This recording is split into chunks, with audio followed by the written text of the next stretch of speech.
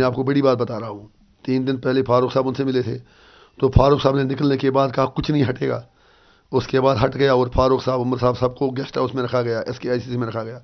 99% लगता है कि उमर साहब, फारूक साहब, इनको दे वर ऑन बोर्ड। इनसे पूछ के मोदी जी ने 370 हटाया था। ये सारा एक मैच फिक्सिंग था। और जब NCF पावर में आई है तो उमर साहब ने अब 370 से दामन पिछाड़ दिया है।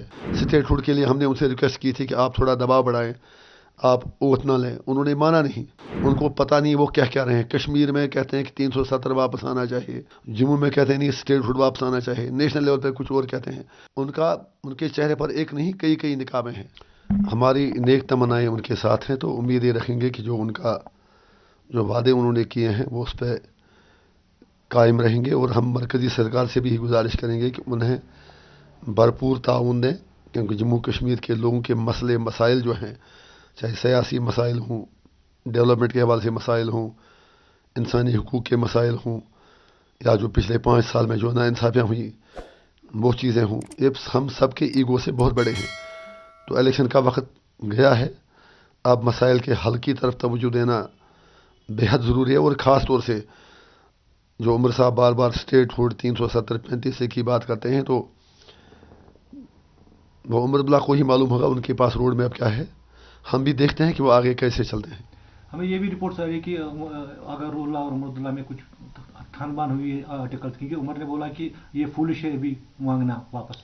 मुझे नहीं पता, वो आप उनसे पूछ लें। उनके घर की बात है, मैं उसमें नहीं पढ़ना चाहता। उनके पार्टी की बात है। लेकिन इतना तो अब क्लियर हो रहा है, जिस तरह उमर साहब दामन पिछाड़ रहे हैं, दामन बचा रहे हैं, तो कुछ और कहते हैं। उनके चेहरे पर एक नहीं कई कई निकाबें हैं। समझ ही नहीं आ रहा है कि वो चाहते क्या हैं। They lack consistency, they lack sincerity, they lack commitment and dedication. Congress Jammu Kashmir के हवाले से सबसे ज़्यादा कन्फ्यूजन का शिकार है। रशीद साहब, आपको भी पता है साको समिट चल रहा है पाकिस्तान में, आप MP है बॉर्डर एरिया के, तो क्या उम्मीद है आपको वहाँ जयशंकर जी से? हम ये चाहेंगे कि काश इन दोनों मुल्कों को अक्ल आ जाए। ये दोनों मुल्क ये समझें कि आप कहते तो सब हैं कि हमसाये बदल नहीं सकते, लेकिन कहने और करने में बहुत फ़र्क है। एक बार इन दोनों को सोचना है कि एक दूसरे से लड़ नहीं सकते, एक दूसरे की बात इन्हें माननी पड़ेगी। जो इंसाफ होगा वो लोगों से करना पड़ेगा। और उसके लिए ज़रूरी है कि कश्मीर का मसला जो है, जो 47 से आज तक एक नासूर की तरह पूरे जम्मू कश्मीर को, बरसगीर के लोगों को सता रहा है, उसको इंसाफ और अदल की बुनियादों पर हल करें। आपको लगता है कि मतलब जयशंकर जी को कश्मीर की बात करनी चाहिए उधर? ज़रूर करनी चाहिए, सीधी बात है। क्योंकि जब हिंदुस्तान की बात करें, ये कहते हैं कि POK और गिलगित बल्तिस्तान के लोग इंडिया के साथ आना चाहते हैं, इनको वो बात करनी चाहिए। वो तो कहते हैं कि सारा कश्मीर हमारा है।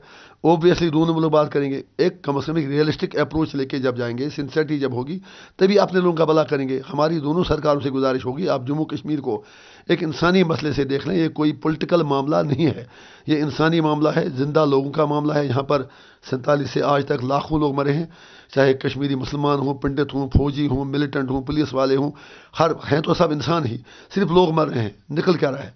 तो इसलिए बेहतर तरीका है कि मिल बैठ के अपनी ईगो को, अना को, अपने गुस्से को एक तरफ छोड़ के एक रियलिस्टिक रेजोल्यूशन निकाल दें। क्या रशीद साहब उस सरवीन में जा रहे हैं? हाँ जाएंगे, क्यों नहीं जाएंगे, उम्मीद है जाएंगे। क्योंकि चीफ मिनिस्टर तो बहरहाल जम्मू कश्मीर के लिए है, और हम उनके लिए नेक तमन्ना ही रखते हैं, और हम चाहेंगे कि वो कामयाब हों, और हम जाएंगे इंशाल्लाह।